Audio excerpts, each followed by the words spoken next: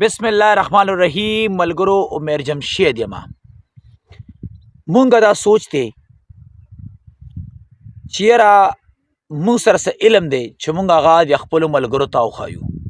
زمونږ دا سوچ دی ملګرو، زما د انفارمیټیو ویډیو ډېرې زیاتې خوښې وي، نو زه یم چې زه څه زده کړم نو هغه خپلو ملګرو ته هم ښیم، او زما کوشش هم دا دی چې یاره زه علم زده کړم.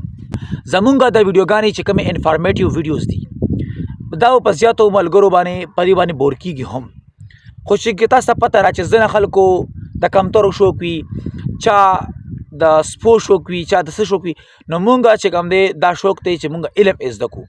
که کوم ملګرو علم سره شوق وي د علم زده کولو سره، نو هغوی به زما د ویډیوګانې ډېر په شوق سره ګوري، خو چې کوم د سپو شوق کوي، کمترو شوق کوي، یا نور داسې شوقونه کوي، نو هغوی ته به دا ویډیوګانې فضول ښکاري. ملګرو، نن در سره څه واړه شان معلومات شیر کومه. څنګه تاسو ته پته ده چې د پاکستان دارالخلافه هغه اسلام آباد دی، نو زه تاسو ته د دنیا مختلفو ملکونو چې کوم مشهور ممالک دي د هغې دارالخلافو حوالې سره ته خبرې کوم. څنګه چې د پاکستان دارالخلافه اسلام آباد دی، نو دغسې د انډیا دارالخلافه چې کومه ده هغه نیو دلی ده. داسې د افغانستان دارالخلافه چې کومه ده هغه کابل دی. د دې نه علاوه د عراق والا دارالخلافه چې کومه ده هغه بغداد دی. د ایران دارالخلافه چې کومه ده ایران والا هغه تهران دی. داسې د انډونیشیا والا چې کوم دی جګارتا هغې دارالخلافي نوم دی.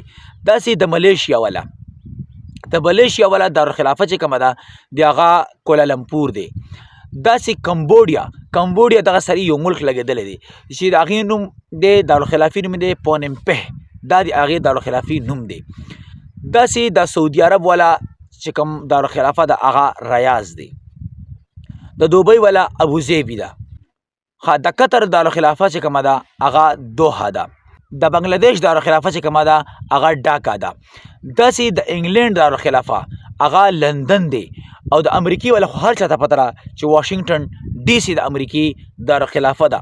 نو دا یو انفارمیشن و چې لږ شان چې ما تاسو ته دا درکم، دا دی لږ خو دا دی ډېر قیمتي انفارمیشن. ملګرو، داسې مختلفو ملکونو مختلفې دارالخلافي دي. دا چې کوم یو زیات فیمس ملکونه او مشهور ممالکو د هغې دارالخلافو حوالې سره د ما اهمې خبرې وکړي. امید لرم چې دا ویډیو به تاسو خوښه شوي وي. خپلو ملګرو سره لازمي شیر کړئ. مزید د انفارمیټیو ویډیو لپاره زموږ د فیسبوک پاڼه محمد عمر جمشید، زموږ یوټیوب چینل محمد عمر جمشید سبسکرایب کړئ.